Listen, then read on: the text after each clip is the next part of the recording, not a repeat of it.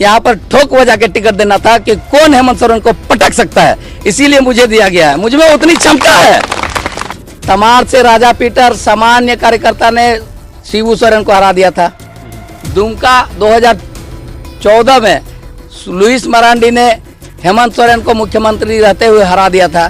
तो झारखंड का ये सिलसिला चलता आ रहा है और ये प्रकृति है झारखंड की। देखिए, इस वक्त हमारी मौजूदगी झारखंड के मुख्यमंत्री हेमंत सोरेन के गढ़ में है। हेमंत सोरेन जो कि झारखंड के मुख्यमंत्री हैं और इसी बरहेट विधानसभा से हैं और मैं अभी बरहेट विधानसभा के अंदर हूं। और देखिए, सबसे बड़ी बात यह है कि बरहेट विधानसभा के अंदर जो बीजेपी ने गामलिन हेम्ब्रम जिनको टिकट दिया है वो हमारे साथ यहाँ पे मौजूद हैं। उनकी एक सभा चल रही थी, हमने इनको यहीं पे सोचा कि यहाँ पे आपसे बात कर ले। कैसे जोहार जोहार, कैसे देख रहे हैं आप? भाजपा ने इतनी बड़ी जिम्मेदारी दी आपको, इतना विश्वास जताया है, कैसे देख रहे हैं इन चीज़ों को? जी, भाजपा हमें जिम्मेदारी दी है तो मैं अपने आप को अकेले नहीं महसूस कर रहा हूं। भाजपा केंद्रीय नेतृत्व, प्रदेश नेतृत्व एक परिवार है और पूरे परिवार के लोग इस युद्ध में लगे हुए हैं। नहीं, मुख्यमंत्री के खिलाफ आपको उतारा गया है और मुख्यमंत्री का यह गढ़ है, कैसे देख रहे हैं? भाजपा ने इतनी बड़ी जिम्मेदारी दी है, उसके बाद मुख्यमंत्री को सीधे तौर पे टक्कर देना। 100% नहीं, 500% हम तो जीत के लिए आश्वस्त हैं। अच्छा, झारखंड की प्रकृति को आप भली भांति जानते हैं। तमाड़ से राजा पीटर सामान्य कार्यकर्ता ने शिबू सोरेन को हरा दिया था। दुमका 2014 में लुइस मरांडी ने हेमंत सोरेन को मुख्यमंत्री रहते हुए हरा दिया था। तो झारखंड का ये सिलसिला चलता आ रहा है और ये प्रकृति है झारखंड की। तो वो प्रकृति फिर से पुनरावृत्ति करेगी अपने आप को और इसीलिए हेमंत सोरेन कहीं नहीं है, यहाँ पर वो विदा हो रहे हैं इस बार। पूछिए जनता लोग तैयार है? एक बार घुमा दीजिए जनता लोग का मूड क्या है। ठीक है। अच्छा, आप अभी पिछले बार भी विधानसभा चुनाव लड़े थे आपने? विधानसभा चुनाव आपने पहली बार तो ये नहीं लड़ा है, इसके पहले भी आपने एक बार लड़ा है इसी बरहेट से? जी जी, इसके पूर्व मैंने परिचयात्मक अपने आप को प्रतिनिधित्व के तौर पर प्रस्तुत करने के लिए 2019 में आजसू पार्टी केला छाप से चुनाव लड़ा था। अच्छा, क्या मुद्दा लेकर आप आए हैं? क्या मुद्दा दिख रहा है आपको? यहाँ की स्थानीय मुद्दा क्या है?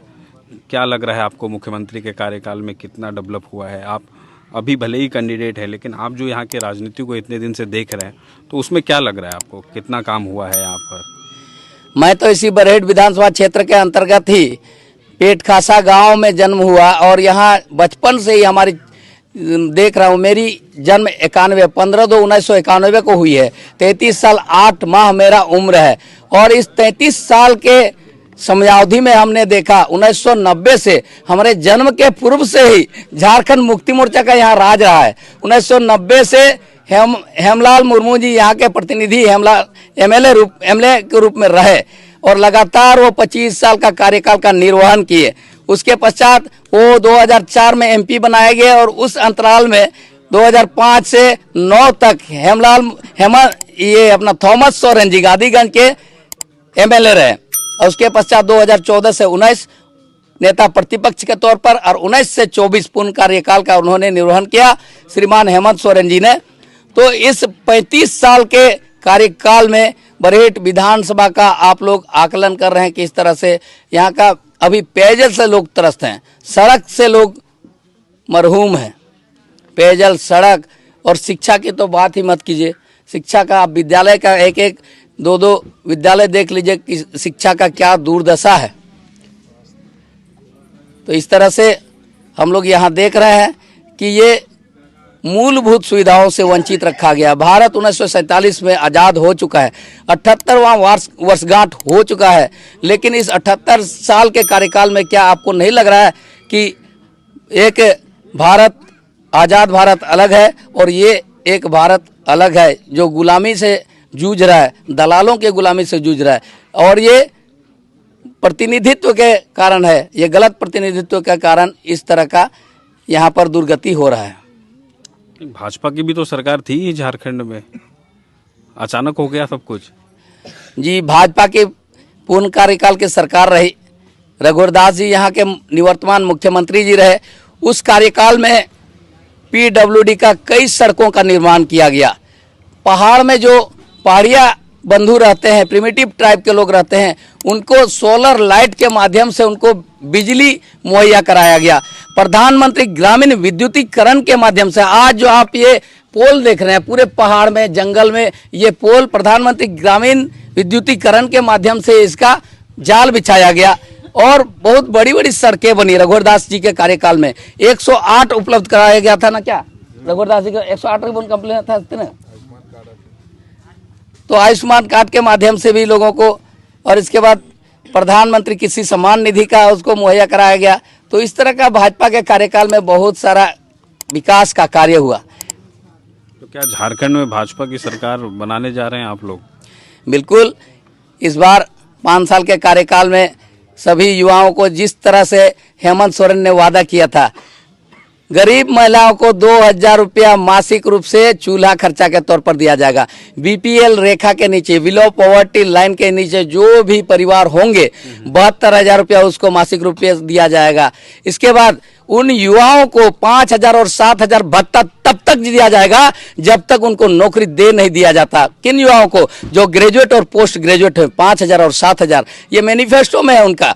और उसके साथ साथ स्थानीय युवा जो भी होंगे, जिस क्षेत्र के बाहुलता होगा, जिस जाति का बाहुलता होगा, 25 करोड़ तक का टेंडर का काम उस क्षेत्र के युवा लोग करेंगे। ये उनके मैनिफेस्टो में है। थोड़ा सा आप पीछे जाएंगे तो ये देखेंगे। क्या ये सारे वादों में से एक भी वादा पूरा हुआ है क्या?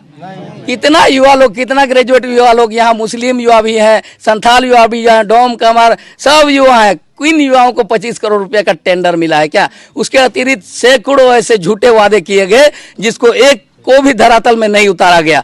तो ये सारे वादों को आप थोड़ा सा खंगाल लीजिएगा और अभी जो मैं बोल रहा हूँ इसका भी आकलन कर लीजिएगा, तो आपको पता चलेगा कि वो सिर्फ हवाई सरकार है और हेलीकॉप्टर की सरकार है, कारपेट की सरकार है, वो जमीन में कहीं नहीं है। उनकी भी तो तैयारी चल ही रही है यहाँ पे, आप ऐसे कह रहे हैं कि हवाई की सरकार है। हवाई वाले नहीं है, वो लोग भी तो आ ही गए नीचे। जी, अभी तो चुनाव का समय है तो नीचे आ रहे हैं, लेकिन इन 5 सालों में हेमंत सोरेन जी ने इनका कितना शुद्ध रखा है ना, इनको एक दलाल के हाथ में सौंप दिया है। विजुअल लीजिएगा तो यहाँ किस किस दलाल के नाम से क्या क्या प्रॉपर्टी है और कौन कौन दलाल कब कब जेल गए, ये सारी चीजें आप यहाँ पर प्रकट हो जाएंगी।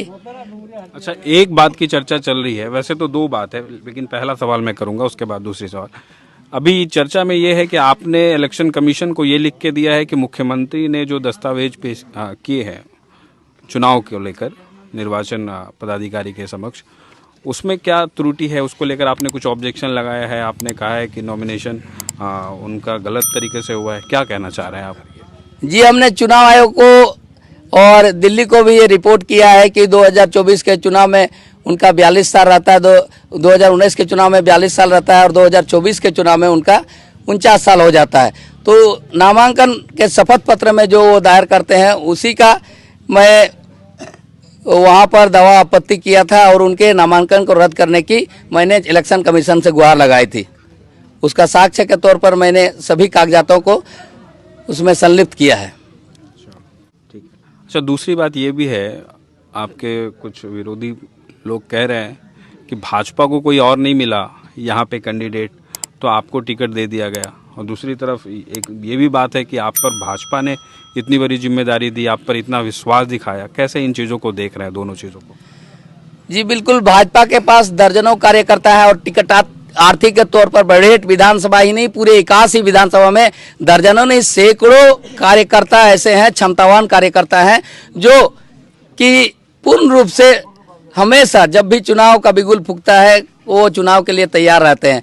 तो उन सभी में से किन्हीं को मौका मिलता है और बरहेट विधानसभा से इसीलिए विलंब से टिकट दिया गया क्योंकि यहाँ पर ठोक बजा के टिकट देना था कि कौन हेमंत सोरेन को पटक सकता है, इसीलिए मुझे दिया गया है। मुझ में उतनी क्षमता है, मुझ में उतनी क्षमता है। भाजपा ने केंद्रीय प्रदेश नेतृत्व को पहले पता लगाया कि कौन इसको पटक सकता है, तो उनको पता चला कि गमालिया लहमरम ही एक ऐसा शख्स है जो हेमंत सोरेन को पटक सकता है, इसीलिए मुझे टिकट दिया गया है। तो देख लीजिए, अब भाजपा के उम्मीदवार हैं बरहेट विधानसभा से गामलियन हेम्ब्रम, जिनसे हमने बात की, और ये किस तरीके से अपने आप को आश्वस्त कर रहे हैं और ये कह रहे हैं कि ये जीत इनके खाते में जाएगी और आने वाले चुनाव में देखते हैं क्या होता है। तो अभी हम बरहेट विधानसभा में हैं और बरहेट विधानसभा को हम कवर करने निकले हैं, और जो ज़मीनी हकीकत है वो हम आपको बताने जा रहे थे और इनसे हमने सुनवाया। और भी आगे कुछ कैंडिडेट और कुछ लोगों से बात करने की